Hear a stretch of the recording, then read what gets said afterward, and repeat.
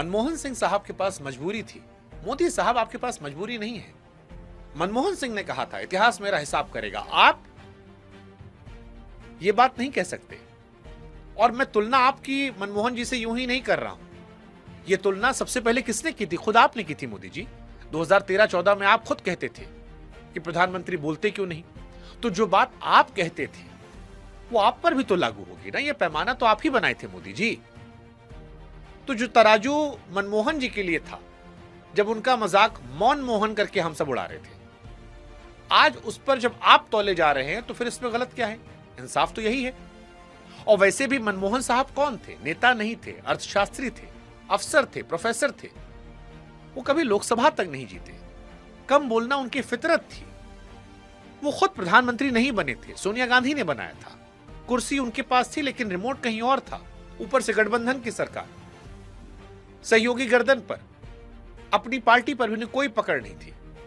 मतलब उनके पास चुप रहने के 3 बड़े बहाने थे, उनका स्वभाव, रिमोट जो सोनिया जी के पास था, और गठबंधन की मजबूरी। इसके बाद भी देश ने उनको माफ नहीं किया, जिंदगी भर ताने दिया, और उस इंसान को कहकर जाना पड़ा कि इतिहास मेरे जाने के बाद मेरा इंसाफ करेगा। लेकिन आज तीनों बहाने गायब हैं। अगर स्वभाव की बात की जाए तो नरेंद्र मोदी जी इतिहास के सबसे ज्यादा बोलने वाले भारत के प्रधानमंत्री हैं। रिमोट की बात की जाए तो सत्ता का पूरा कंट्रोल मोदी जी के पास है। और गठबंधन, भैया जो सरकार एक रात में नोटबंदी लागू कर सकती है, आर्टिकल 370 हटा सकती है, 3 तलाक पर कानून बनवा सकती है, सुप्रीम कोर्ट में जिरा करके राम मंदिर बनवा सकती है, वो जिस मुद्दे पर चुनाव लड़ती है कि ना खाऊंगा ना खाने दूंगा, उस पर एक बड़ा फैसला क्यों नहीं ले पा रही?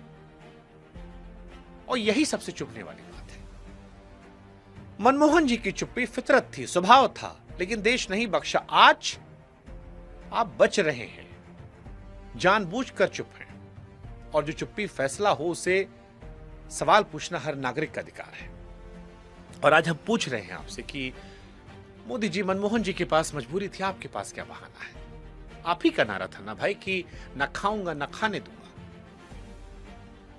यही कहे थे ना मोदी जी आप? जवाब तो आपको देनी होगी मोदी जी, हम लोग ऐसे चुप नहीं रह सकते हैं।